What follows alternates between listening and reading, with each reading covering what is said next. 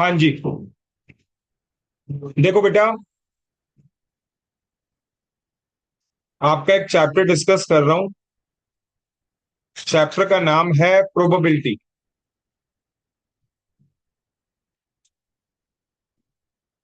ठीक है। आसान चैप्टर ही है। जो बच्चे मैथ्स बैकग्राउंड है उन्होंने ये चैप्टर पढ़ा था, 10th में भी पढ़ा था, 11th में भी पढ़ा था और 12th में भी पढ़ा था, बेस थ्योरम के नाम से। हालांकि बेस थ्योरम हमारे कोर्स में नहीं है। जो बच्चे नॉन मैथ्स है उन्होंने सिर्फ 10th क्लास में पढ़ा था। 11 12th में मैथ्स ही नहीं था तो इसलिए नहीं पढ़ा था। प्रोबेबिलिटी की अगर बात करें तो प्रोबेबिलिटी का मीनिंग बेसिकली क्या होगा?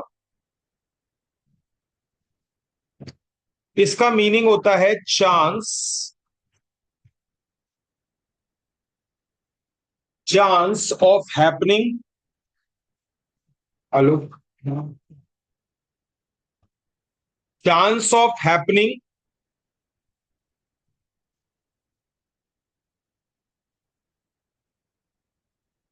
चांस ऑफ हैपनिंग और नॉट हैपनिंग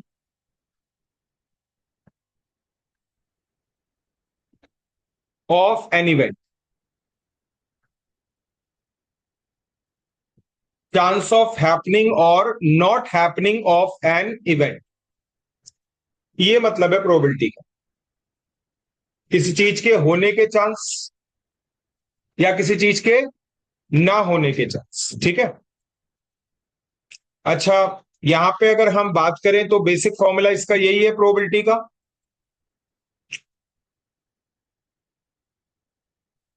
प्रोबेबिलिटी किसी इवेंट की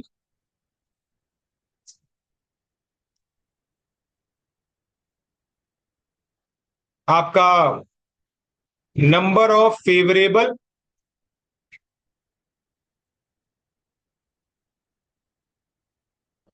नंबर ऑफ फेवरेबल इवेंट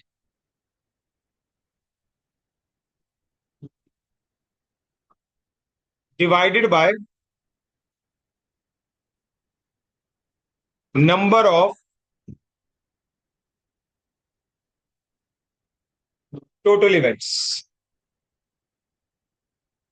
और टोटल इवेंट्स एक्चुअली दो कैटेगरी में होते हैं, एक फेवरेबल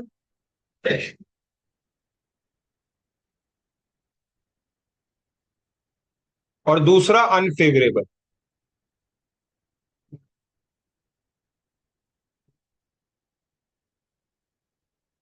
जैसे आप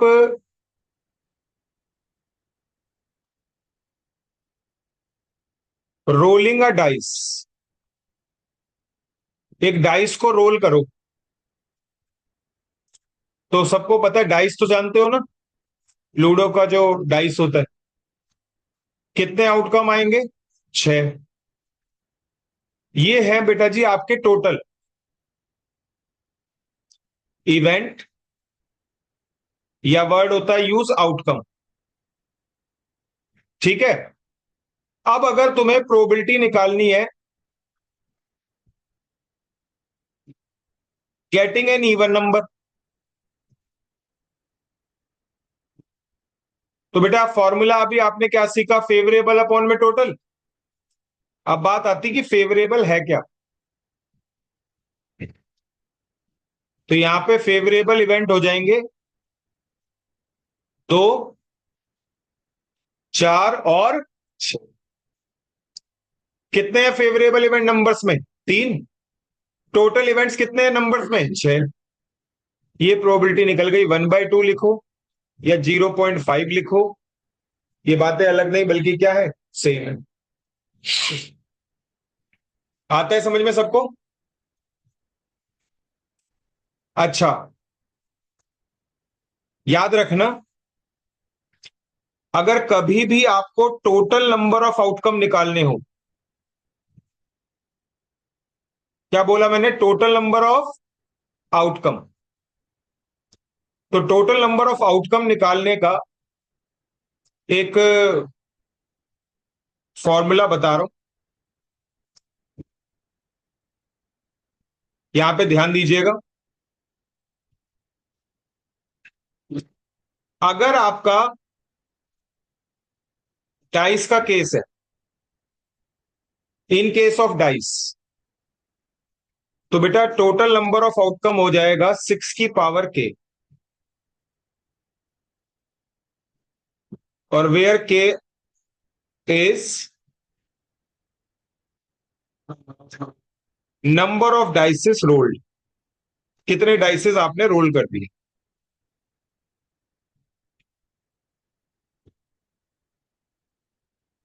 समझ पा रहे हो ये बात?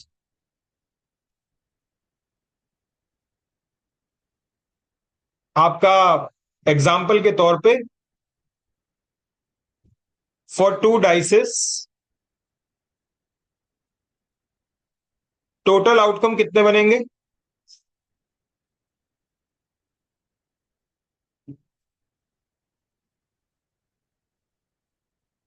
36 आउटकम्स होंगे, है ना। अच्छा, ऐसे ही याद रखना, total number of outcome in case of coin, ये समझ लो, ये इस समय जो कॉन्सेप्ट चल रहा है 10th क्लास वाला है। इन केस ऑफ कॉइन्स, बेटा यहां पे टोटल नंबर ऑफ आउटकम निकालने का फॉर्मूला चलेगा 2 की पावर k।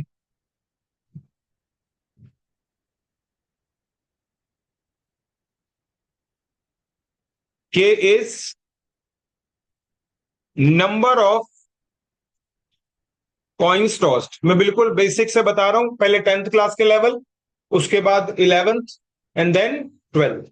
ठीक है, ये मैंने आप लोगों को बता दिया। अब जरा देख लो, एग्जाम्पल के तौर पे, फॉर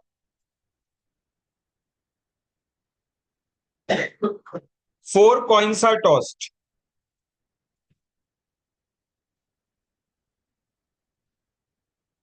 अगर 4 कॉइन्स को टॉस किया गया,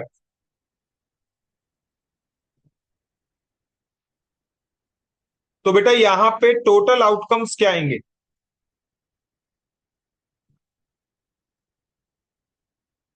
2 की पावर 4, यानी कि कितने? 16 आउटकम्स।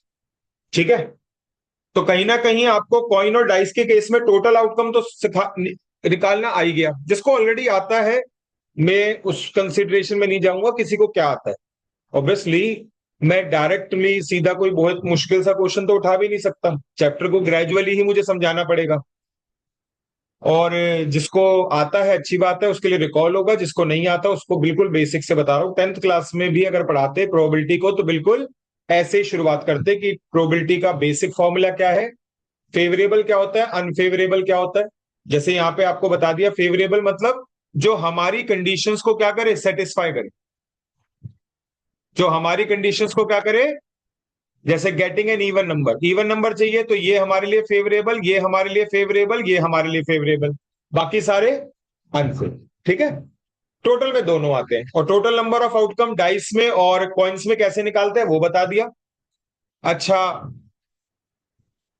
ठीक है, यहां तक आपको बात समझ में आती है? ठीक है, अगर हम बात करें, तो आइए कुछ क्वेश्चंस डिस्कस करते हैं, और क्वेश्चंस करते करते कॉन्सेप्ट समझते चलते हैं।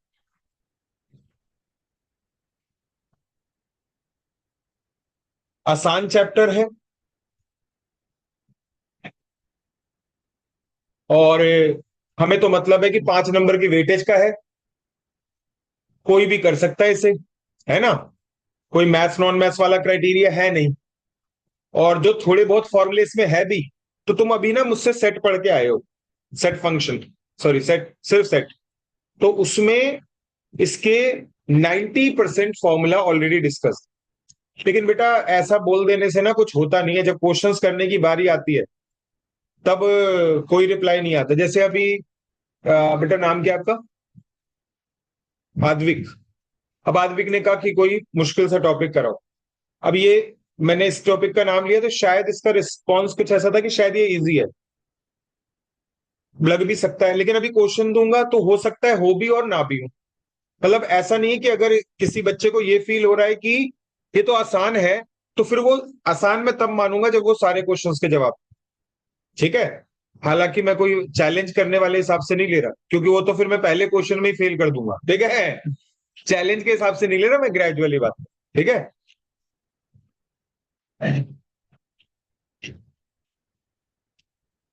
क्योंकि चैलेंज के चक्कर में ना बाकी बच्चों का नुकसान हो जाएगा, क्लास खराब हो जाएगी।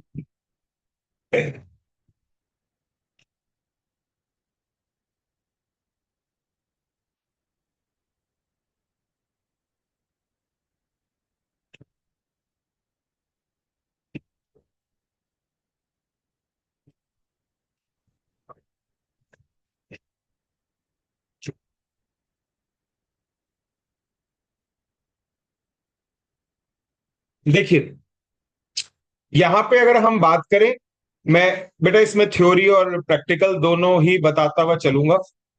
ठीक है ना।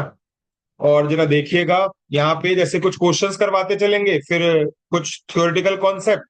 दोनों इंपॉर्टेंट है, ध्यान रखना बेटा, थ्योरेटिकल भी और प्रैक्टिकल भी, क्योंकि इसका प्रैक्टिकल भी आप तभी अच्छा जवाब दे पाओगे जब थ्योरेटिकल करोगे। यहाँ पे देखिए क्वेश्चन जैसे दे रखा है, लिखा है what are the chances of throwing at least 7 in a single cast with 2 dice. यार ये एटलीस्ट 7 बोल रहे हैं बेटा।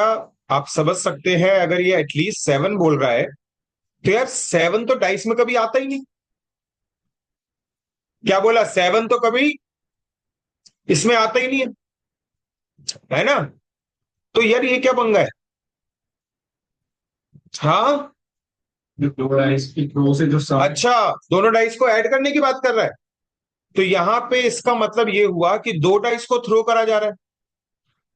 और अगर 2 डाइस को थ्रो करा जा रहा है, तो बेटा एक बात बताओ, 2 डाइस आर रोल्ड। पहली बात तो ये कि आपके टोटल आउटकम क्या होंगे? 6 की पावर 2 36, है ना। क्या होंगे बेटा? 6 की पावर 2 36 आउटकम। ऑल ओके बेटा, आता है समझ में? अच्छा, लेकिन बेटा हमारे को ना फेवरेबल जज करना है। बेटा इसके लिए हम क्या करते हैं, स्कूल में ना हम बनाते थे सैंपल स्पेस। क्या बनाते थे बच्चों? Sample space. बेटा सैंपल स्पेस का मतलब होता था ऑल पॉसिबल आउटकम।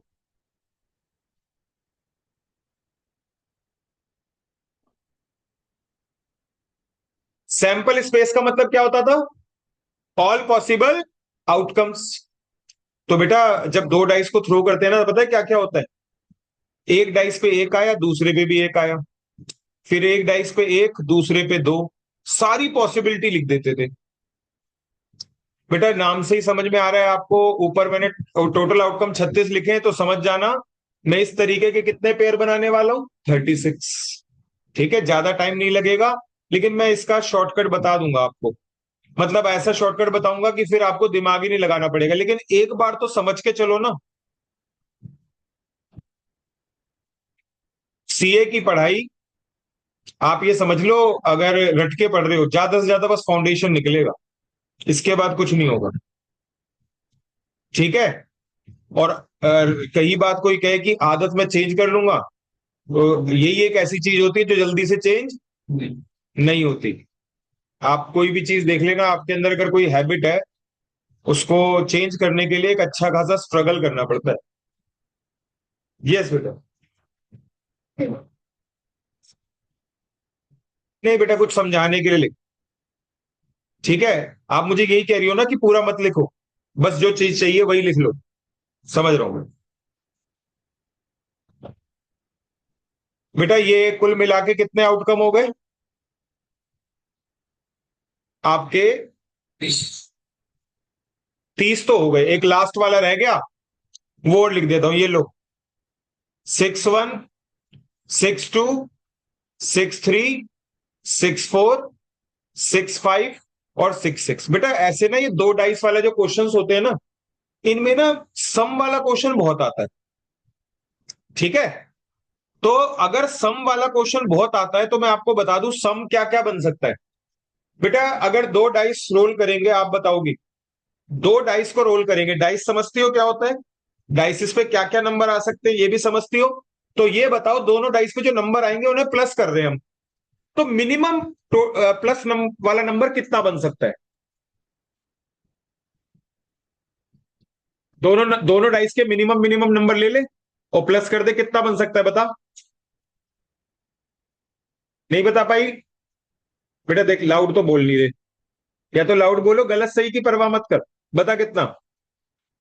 बस यही तो बात है, ठीक है ना। टू और मिनिमम टू और मैक्सिमम 12। तो यहां पे सबको समझ में आया भाई। Sum of two, sum of three, sum of four, sum of five, six, seven, eight, nine, 10।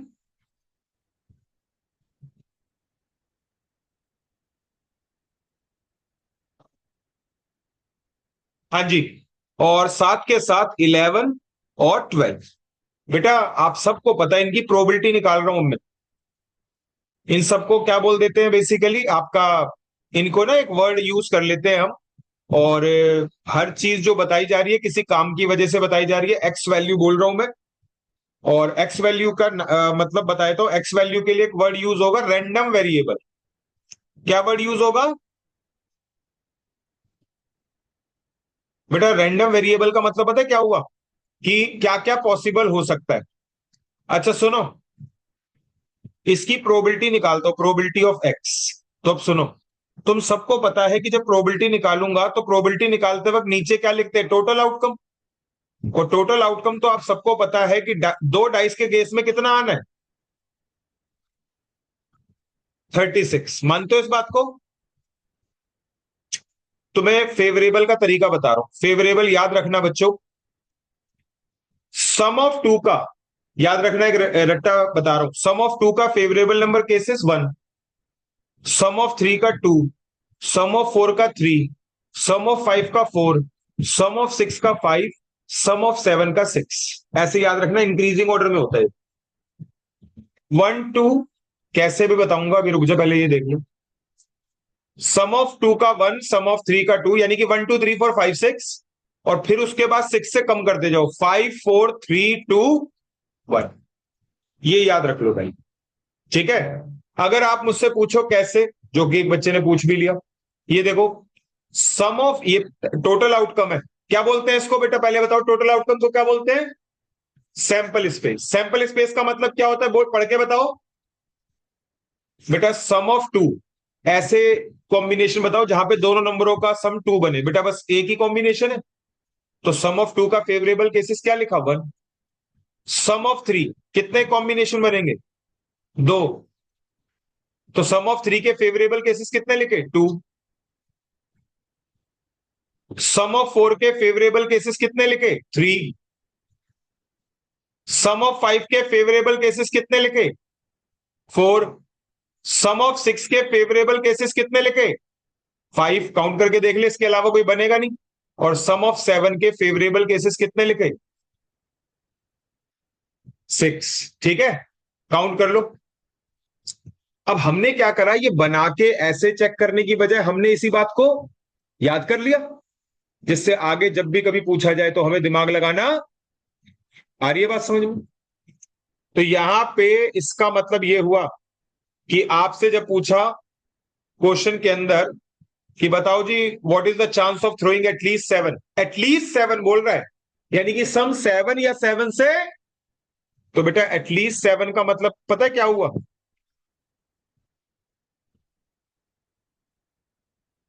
At least 7, यानी कि 7 के फेवरेबल केसेस 6, 8 के फेवरेबल केसेस 5, 9 के 4, 10 के 3, 11 के 2, 12 के 1, और सबके नीचे क्या आना था बेटा, टोटल बताओ, 21/36। और 7 से, सॉरी 3 से कट कर रहा हूं तो ऊपर 7 और नीचे 12। बेटा किसको आ गया था, मैं ये पूछूंगा नहीं क्योंकि बहुत बेसिक क्वेश्चन है, बट मैं ये पूछूंगा क्या अभी सबको समझ में आ गया, बताने के बाद आ गया सबको।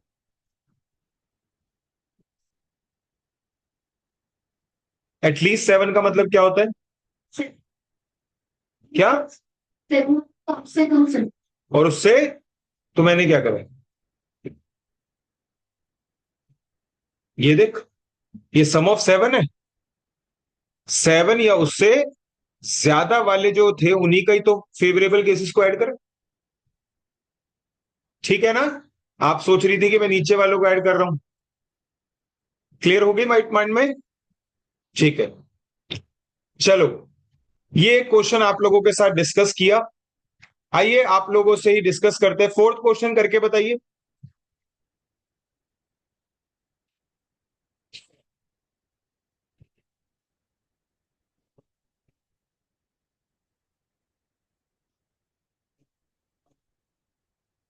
जिसका हो जाए हैंड रेस कर देना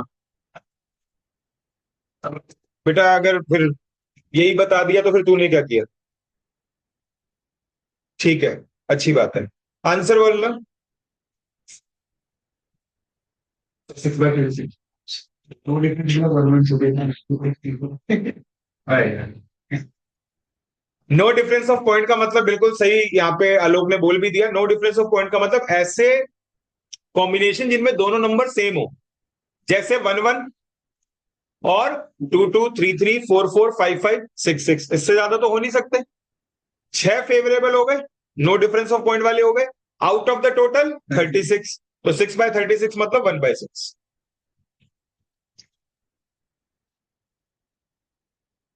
जिसका हो गया है, आई होप बेसिक क्वेश्चन करा रहा हूं, मैंने कहा 10th लेवल वाले क्वेश्चन है ये भी। 6th क्वेश्चन और 7th क्वेश्चन अभी गए।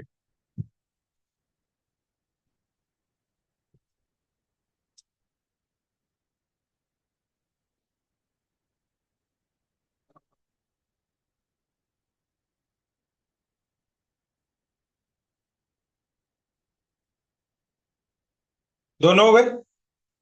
एक हो गए, कोई बात नहीं, दोनों जब हो जाए तब मैं फिर आपसे आंसर लूँ।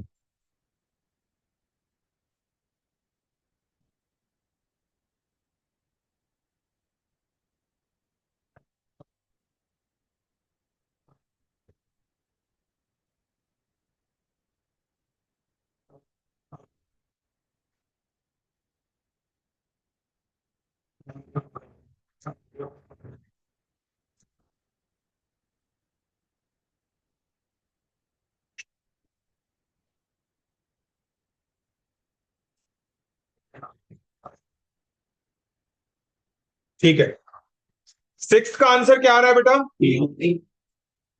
सबको आता है ये? बताओ क्या करना है 6th में। अब पढ़ेगा क्वेश्चन।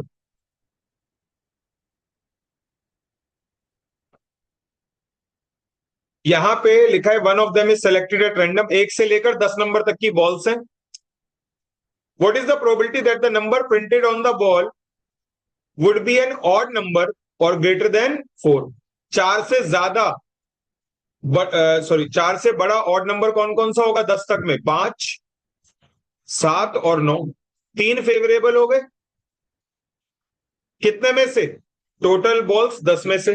बेटा आंसर क्या हो गया? D option. सबको आ गया था? Following are the wages of 8 worker in rupees. 8 workers हैं, उनकी सैलरी दे रखी है। If one of the worker is selected at random, इन 8 में से एक तरीके से आंखों पे पट्टी बांध के किसी एक वर्कर्स को कहा कि इसको सेलेक्ट कर लो। तो मान लिया हमने किसी भी रैंडमली एक बंदे को कहेंगे कि भाई टच करके कि ये बंदा सेलेक्ट हो गया। ये बताओ what is the probability that his wage would be lower than the average wage. बेटा सबसे पहले कैलकुलेटर उठाओ।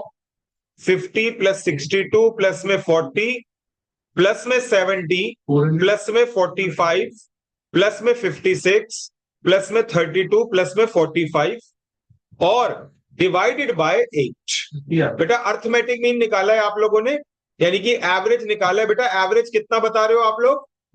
50। जो बच्चे थोड़ा स्लो भी चल रहे हैं, करना है, सिर्फ सुनते नहीं रहना, सुनते रहने से नहीं याद रहेगा, घर जाते ही भूल जाओगे। हाथ से करके जाओगे तो एटलीस्ट घर तक याद रहेगा, फिर रिवीजन करोगे तो पेपर तक भी उसका इफेक्ट आएगा। अब 50 से हमें क्या पता करना था कि जिसको हमने सेलेक्ट करा है वो 50 मतलब एवरेज वेज से लोअर होगी उसकी इनकम। तो बेटा या तो ये वाला सेलेक्ट होगा, ये फेवरेबल हो गया, ये फेवरेबल हो गया, ये फेवरेबल हो गया, ये फेवरेबल हो गया। बेटा चार फेवरेबल हो गए कितने में से? बेटा ये तो 0.5 होता है ना, डी ऑप्शन। ठीक है, चलिए क्लियर है सभी को। अगेन मैंने कहा 10th लेवल तक के क्वेश्चंस करे हैं, ये सब थोड़े 11th लेवल के क्वेश्चंस हैं। तो अभी मैं इसके लिए कॉन्सेप्ट थोड़ा बताऊंगा, फिर उसके बाद आप करके देखना। और आओ जरा थोड़े से और अच्छे करवा देते हैं, 10th वाले लेवल्स में ही थोड़ा सा अच्छा करते हैं। और क्वेश्चन नंबर 1, 2,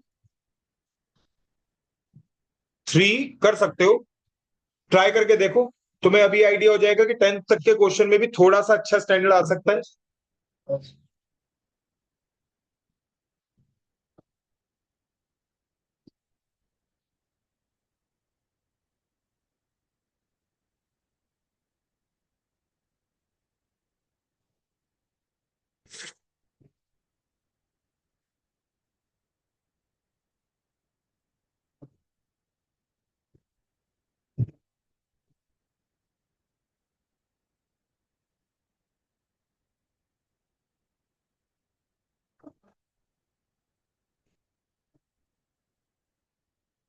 फर्स्ट हुआ, लेकिन किस किस का हुआ?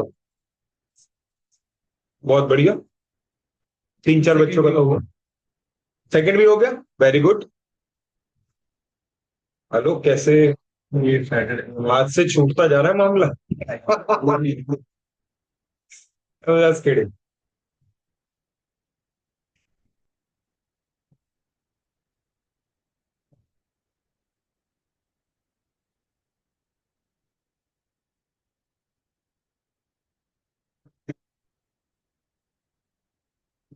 एंड आई श्योर यू कि ये जो लेवल है 10th वाला ही लेवल है, मतलब कॉन्सेप्ट 10th वाला है।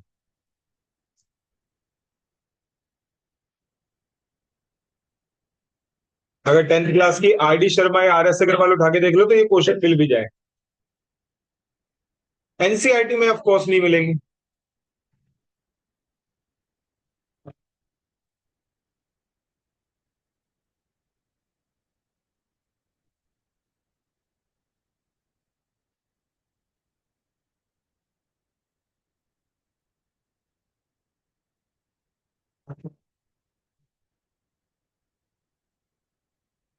चलिए क्या मैं करना शुरू कर दूं अब?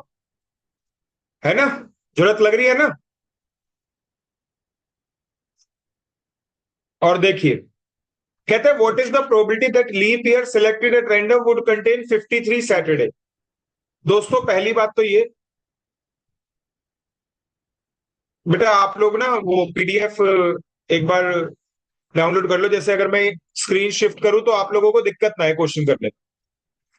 देखो जी, बेटा यहाँ पे ना लीप ईयर की बात हो रही है। पहली बात तो ये बेटा, मैं आपको बता दूं नॉर्मल ईयर में कितने डेज होते हैं? 365 डेज होते हैं। और वीक कितने होते हैं?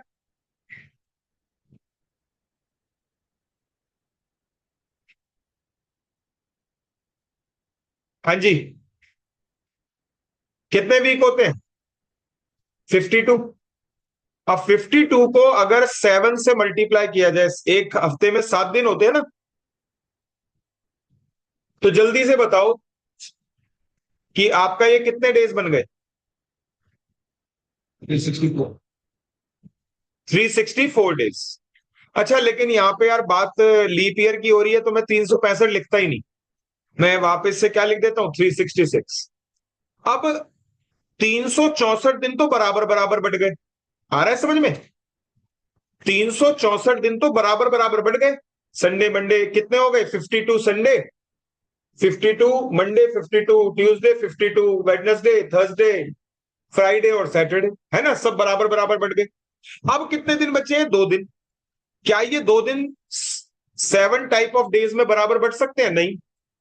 तो अब ये 2 दिन कौन कौन से हो सकते हैं, सुन लो। ये 2 दिन हो सकते हैं, पता नहीं है कुछ भी, Monday Tuesday, Tuesday Wednesday, Wednesday Thursday, Thursday Friday, Friday Saturday, और सैटरडे संडे, और लास्ट में संडे और मंडे। इसके अलावा तो नहीं हो सकता कोई कॉम्बिनेशन। इसके अलावा हो सकता है कोई कॉम्बिनेशन, वो जो लास्ट 2 दिन बचे, है ना। अब इन 7 कॉम्बिनेशन में से 1 2 3 4 5 6 7, हमारा फेवरेबल कौन सा होगा? हमारा फेवरेबल है किसी तरीके से सैटरडे 53 हो जाए। बेटा 52 वीक की वजह से सैटरडे 52 तो हो ही चुके। अब एक सैटरडे और चाहिए, और एक सैटरडे होने के लिए जो लास्ट के 2 दिन है वो या तो होने चाहिए फ्राइडे सैटरडे, या क्या होना चाहिए, सैटरडे संडे। बेटा ये 2 फेवरेबल हो गए, कितने में से, 7 में से।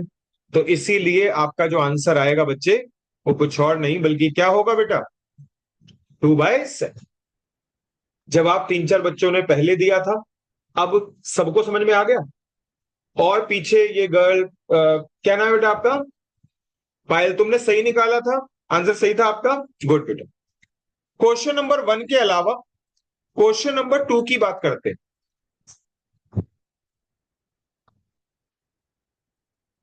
क्वेश्चन नंबर 1 के अलावा क्वेश्चन नंबर 2 की बात करते हैं। क्वेश्चन नंबर 2 में लिखा है, इफ एन अनबायस्ड कॉइन, पहले बात सुन लो, अनबायस्ड कॉइन क्या होता है? अनबायस्ड कॉइन का मतलब होता है बच्चों नॉर्मल कॉइन,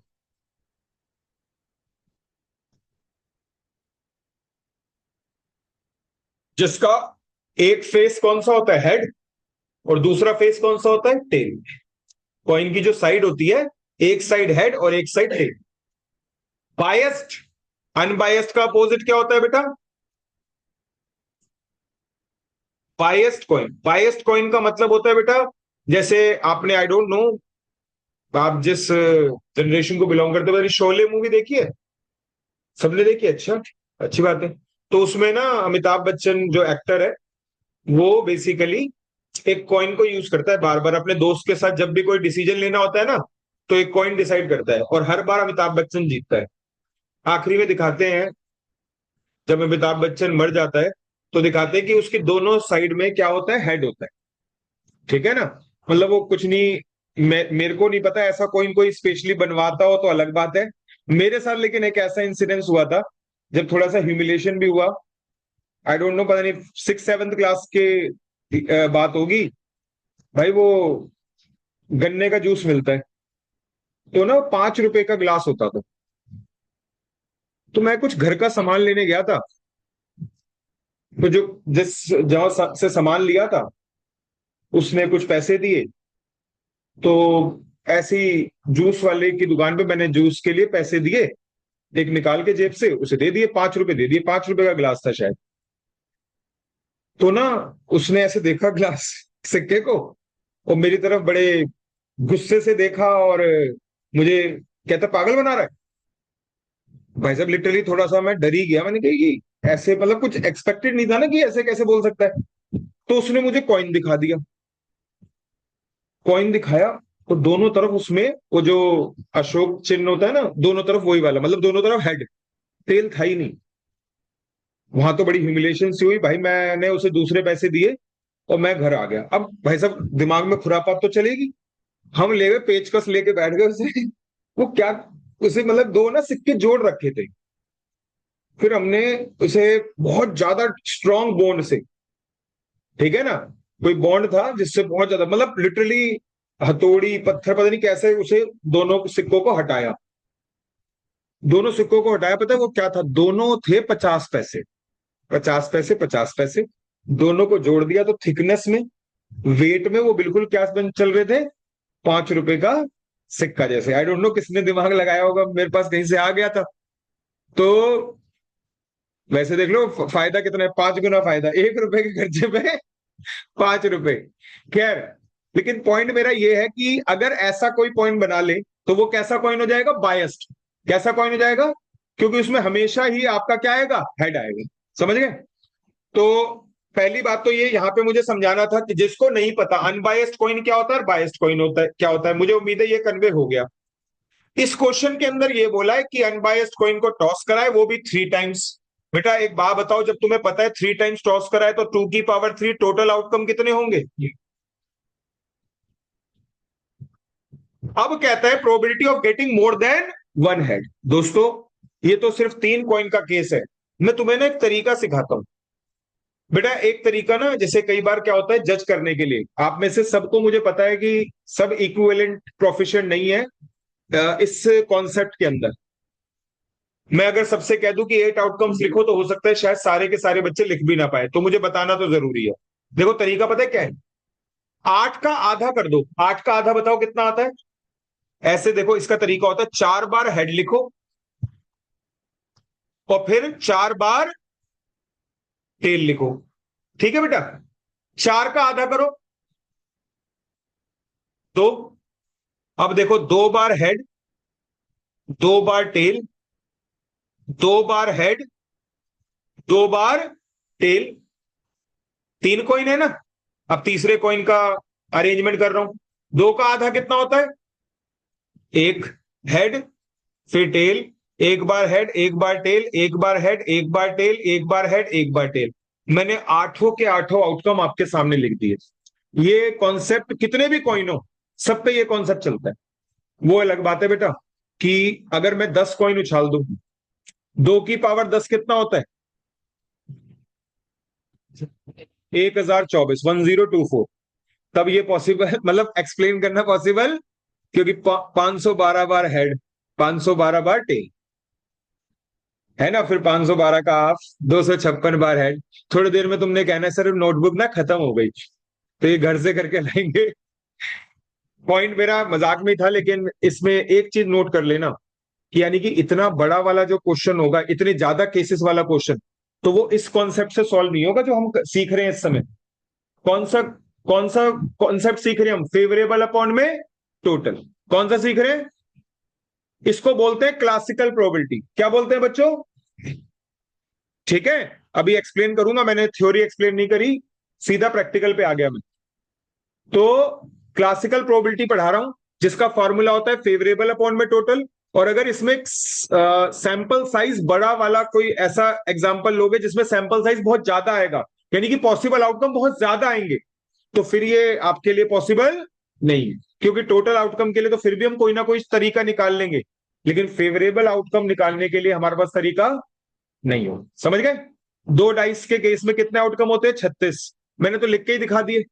लेकिन अगर 3 डाइस को थ्रो कर दोगे तो 6 की पावर 3 बताओ कितना होता है? 6 की पावर 3 कितना होता है? 216। क्या 216 बना बना के लिख सकते हैं हम? है ना? तो क्या सीखा आपने? हम कौन सी प्रोबेबिलिटी पढ़ रहे हैं इस समय पे? लाउडली बोल के बताओ। क्लासिकल प्रोबेबिलिटी, जिसका फॉर्मूला क्या होता है? टोटल। और इसमें सैंपल साइज बहुत ज्यादा बड़ा नहीं होगा, बढ़ेगा तो फिर दिक्कत आती है। ठीक है, चलो यहां पे ये क्वेश्चन बना लेते हैं। इसमें लिखा है getting more than one head. बेटा एक से ज्यादा हेड। सुनो, ये वाला क्या एक्सेप्टेबल है? नहीं। क्या ये वाला एक्सेप्टेबल है? नहीं। नहीं। ये एक्सेप्टेबल है? हाँ, क्योंकि एक से ज्यादा, मोर देन वन। ये एक्सेप्टेबल है? नहीं। और एक से ज्यादा वाले कितने हैं बेटा? ठीक, कितनों पे लग रहा है? 4 पे। कितने में से? क्लियर है? गुड बेटा, बिल्कुल मैंने बेसिक तरीके से आप लोगों को बता दिया है।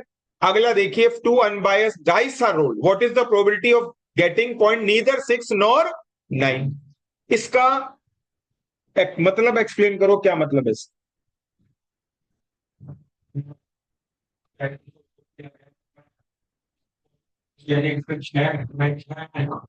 6 भी नहीं आए और